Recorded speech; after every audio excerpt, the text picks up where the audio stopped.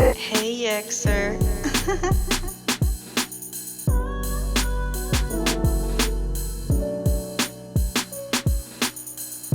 Ha'amath ba Arukah. Healing in the Truth by Yekcyr MalkiYah. So it's been 4 years since I've been Baha'amath in the truth, and I want to talk about how the truth has brought much needed Arukah, or healing, to me in my life. So I grew up in an abusive household. My parents both abused me, and when I was a child, I was molested by my mother. My father was on drugs, and my family has a history of drug use and incarceration, as well as gangs, etc. I was adopted in and taken in by my aunties when I was 7, and I lived in a decent area in LA. But it wasn't exactly the best area because we still had gangs, drugs, and much more growing up.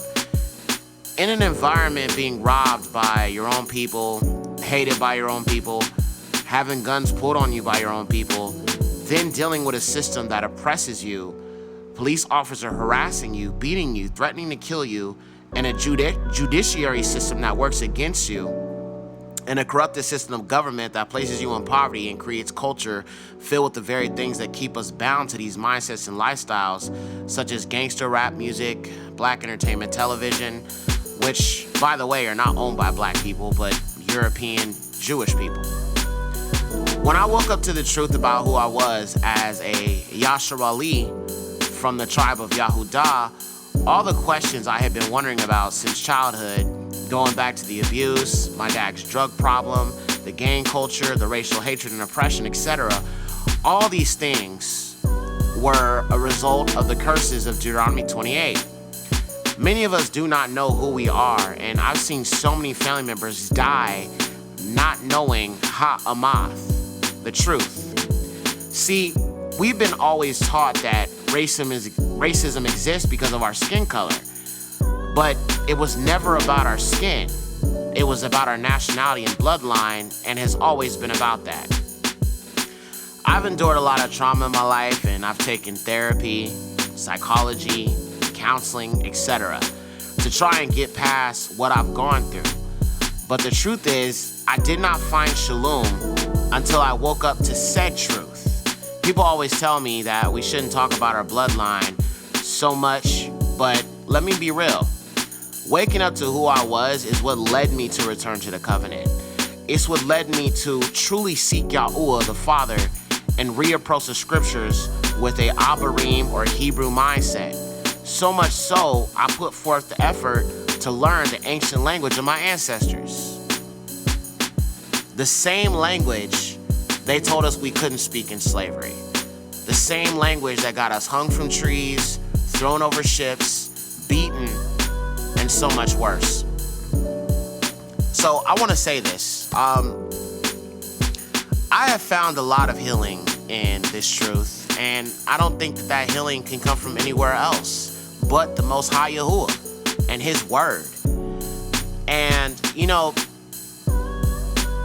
there is so much more I believe Yahuwah is going to do to help others find that healing. Whether you're grafted in or whether you are of the nation of Yasharah by bloodline.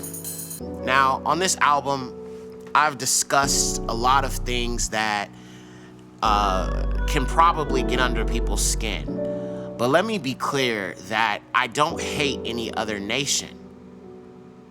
Okay? Let's just be clear about that. I believe Yahusha came to graft in the other nations into Yasharah. And if you're in this truth with me and you believe in Yahuwah and you believe in Yahusha, I have no disdain for you no matter what the color of your skin is.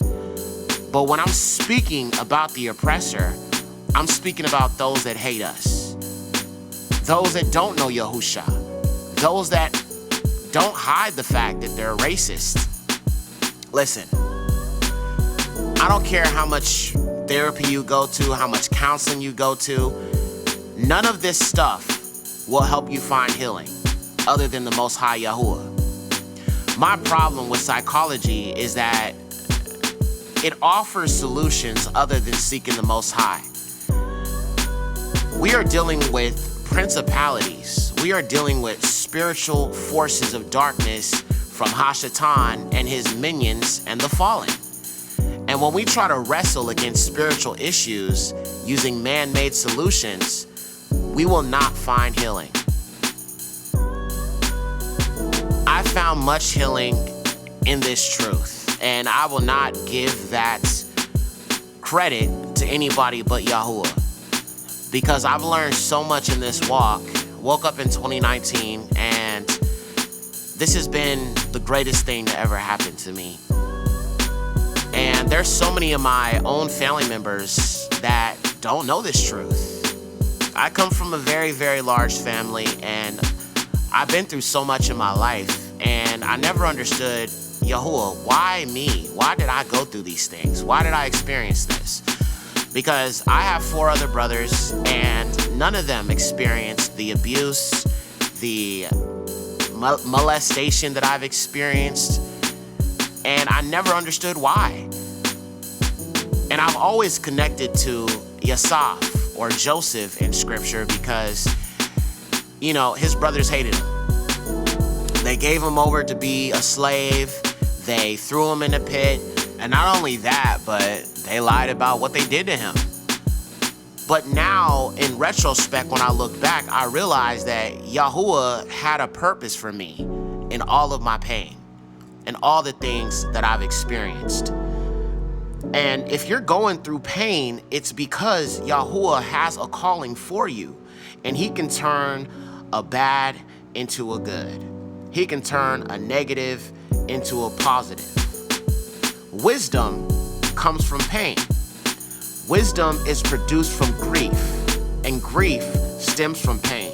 And wisdom is the very byproduct of pain.